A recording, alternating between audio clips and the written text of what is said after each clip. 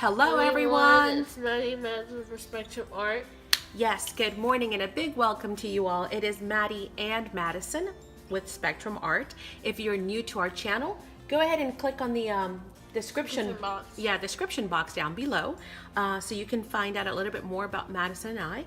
It is Autism Awareness Month, so remember to wear your blue and to give a big smile to the autism people. That's right, to those with special needs and those that support them as well.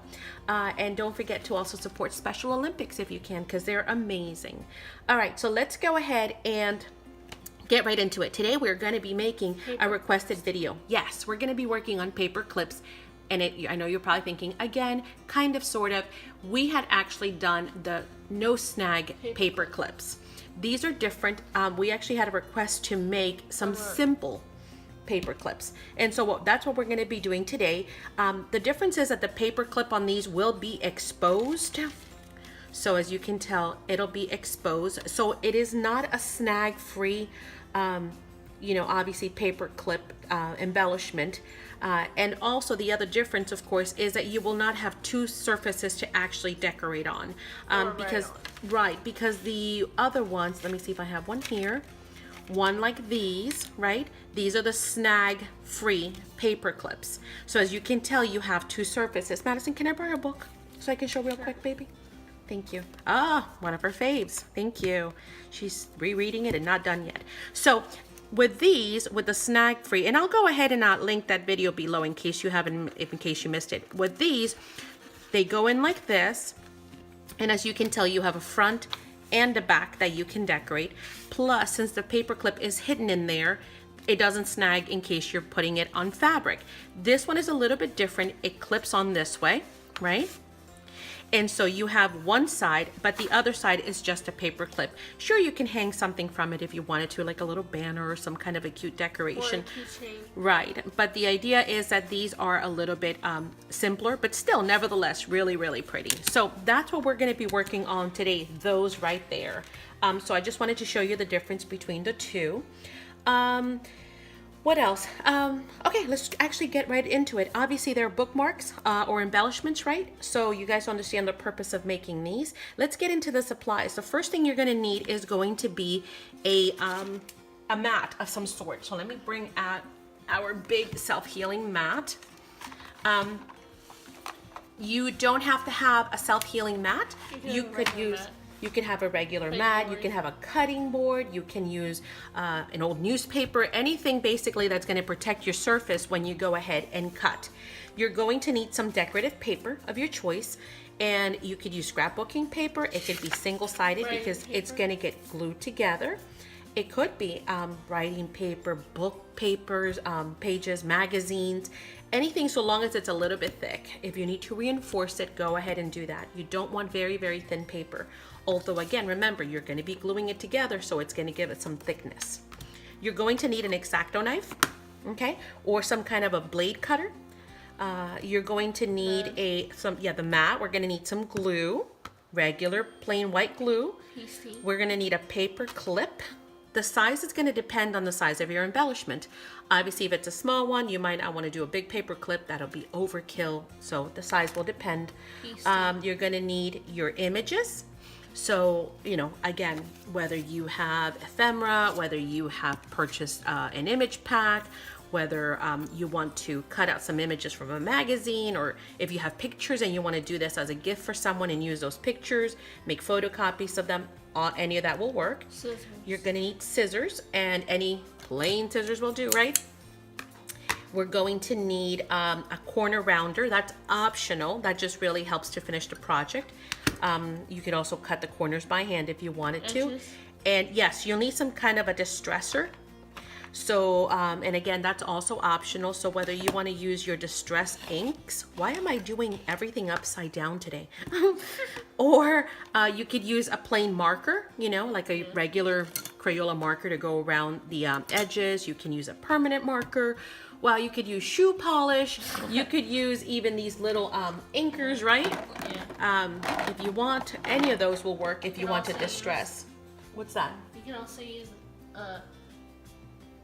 the paints too. Oh yeah, absolutely. You could use your paints, acrylic, watercolor, any of those. Now, this is the very simplest technique. For those of you who want to take it to the next step, by all means, get creative. Bring out some napkins. Bring out, make some pockets on these. Add some charms. But the goal here is going to be really, guys, to keep it flat. That's the challenge, because remember, these are meant to go inside of books. And the last thing you want to do is over embellish this and then make it to the point where you're actually damaging the spine of your book. So let me show you some different ones. These are the ones that we're going to be making today as part of this collection. So I'll show you those towards the end. But we had done some travel ones here. And these are the snag free ones. But I just wanted to show you how you can go ahead and bring out your lace. Bring out just about anything you'd like, right, for these. So you'll see that these actually, some of them have a charm, right? So these two have charms. And the reason why is, where's that book again, Madison? Thank you. Because these are going to actually, they're meant to be used on the side like this. So the charm kind of hangs out. Aren't those cute? Okay. So these two will be mounted sideways. And this one actually, no, not this one, I'm sorry. One of these have pockets. These are meant to be mounted from the top. So you paper clip them this way, right? As I showed you before. And here's another one. But these, we used the ephemera that came in there, and then we actually included we made a little tuck spot and included some tags. Aren't those adorable? And on this one as well. So, bon voyage, and then it's got little things to write notes in there, okay? But you will notice again that even though they are embellished, they're kind of flat.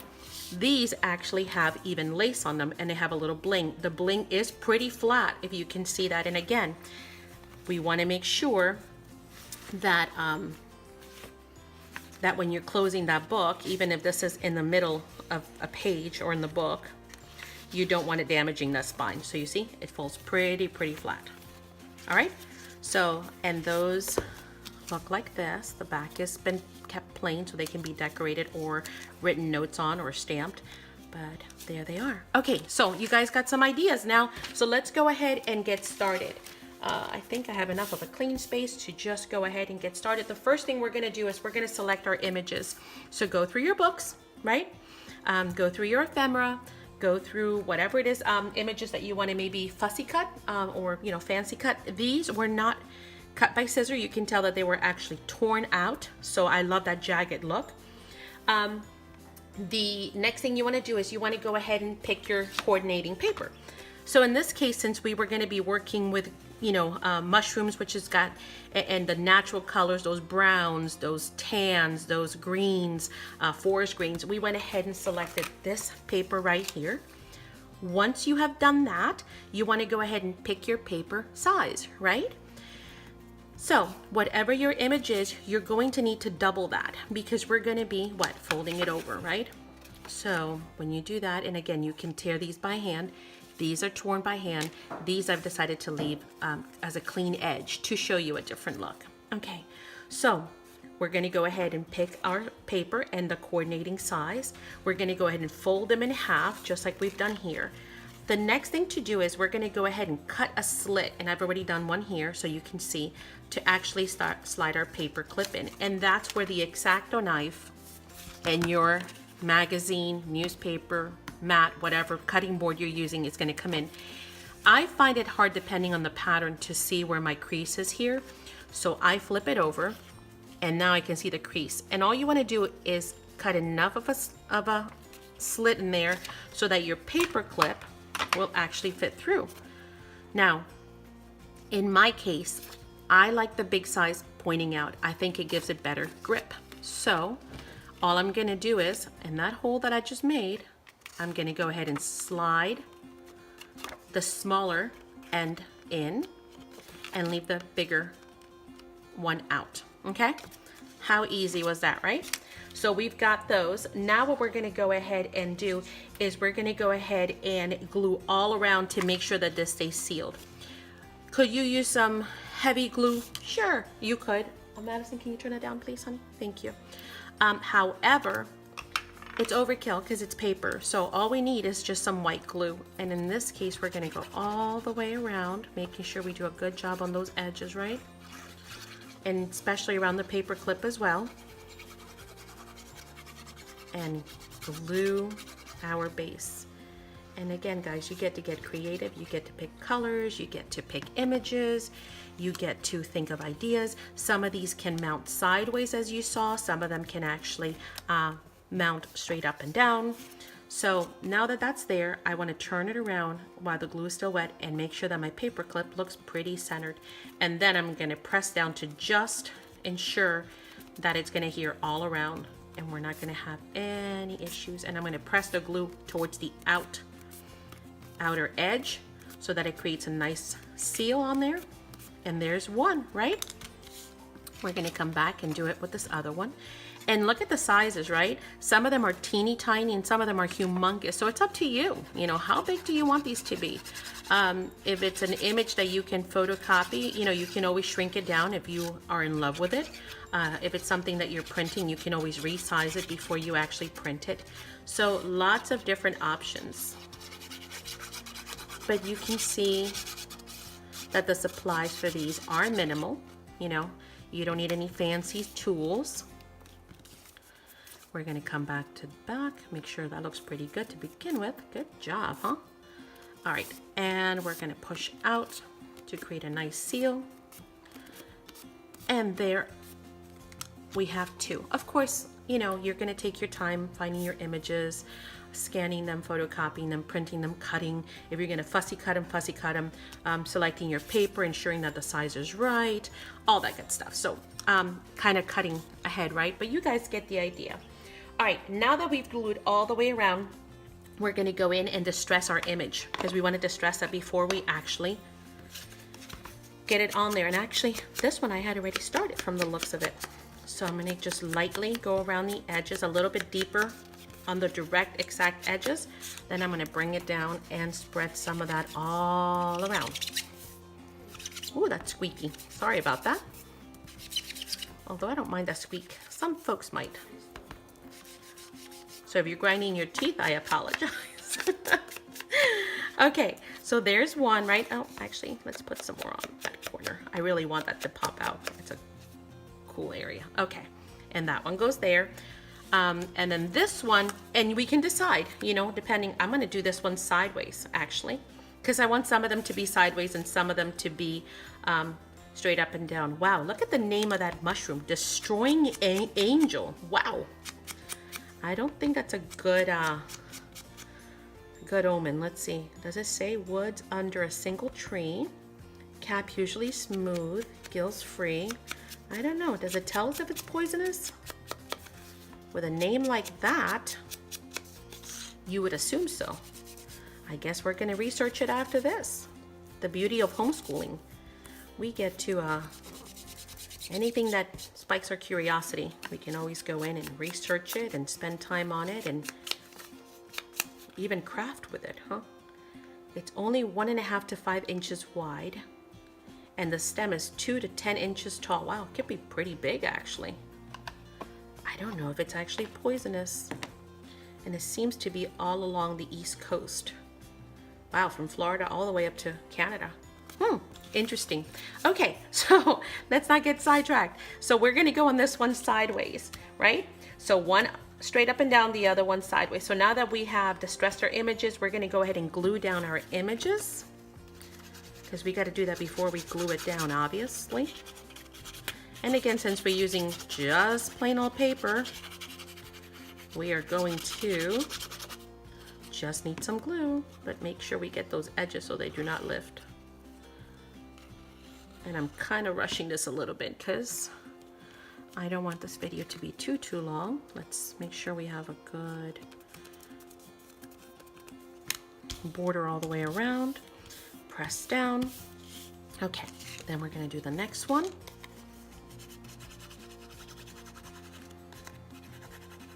And we're going to do it again.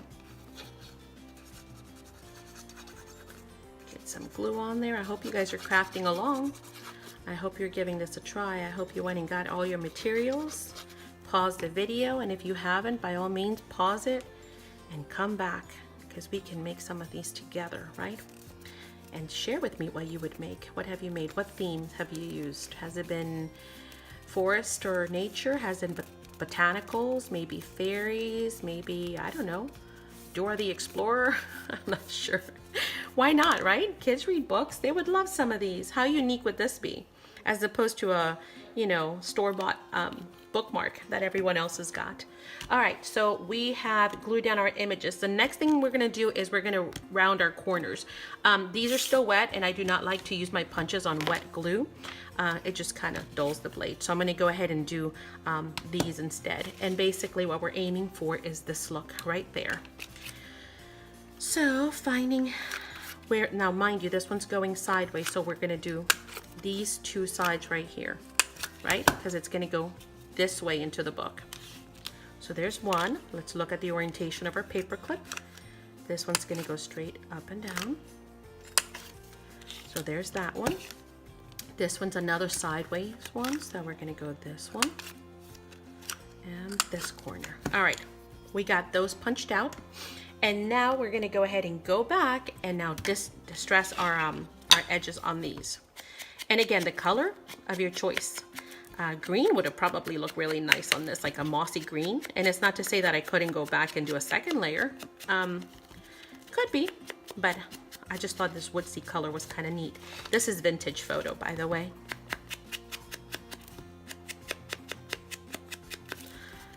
And I forgot to do the other side. I just remembered. Make sure you guys don't forget those little details, like making sure both sides are done. Although technically you're only going to see the one side. You know, you want to make it look nice. And it only takes, what, 15-30 seconds to go ahead and distress the other side. So why not? Those are the little details that sometimes make projects look so much neater, right? Okay, so once we are done with distressing all of our edges, well, rounding them up and then distressing them, we are done. Unless you guys, again, want to hang a little charm off the ones that are going to be clipping sideways. Oh, I did that side. Let's do this side. Okay, so what I'm going to go ahead and do is I'm going to go ahead and pause here, wait for them to actually dry, and then I'm going to come back and show you the finished ones, okay? So we will be right back. Okay, and we are done. So let's go ahead and share, and this is our nature collection, right? We went ahead and finished the mushroom ones. Aren't those beautiful? It's amazing. God makes some amazing stuff. Look at that. So we've got mushrooms in all different sizes. Some of them are top and some of them are side tucks. We also went ahead and made some birds. Look at these cutie patooties. The common redpoll, scrub jay, American goldfinch, rufous-sided towhee. Who thinks of these names, right? Lark bunting. He's gorgeous. Look, I like the female. She's brown. Well, the male is totally black. So look at those cuties. And then, of course, we've got some flowers, purples and yellows, and some pinks, and some reds, and some oranges, and again, in all kinds of sizes. So as you can tell, any theme will work for these. I hope you have enjoyed it. I hope you will give them a go. We think they turned out totally cute, and these are definitely much easier to make than the other ones. So this is a great place to go ahead and get started, or just, you know, a place to go ahead and take it to the next level, or use some of those images and papers that you have laying around. Give it a try. Do not throw away papers. Right, do not throw away your scraps, because there you go. You see, guys? Absolutely. We hope you will give it a try. Remember, everyone can craft. We are all artists on different levels. And if you have any questions, yeah, absolutely. Let us know. Comment below. Thanks so much for joining us. Have a blessed day. Bye.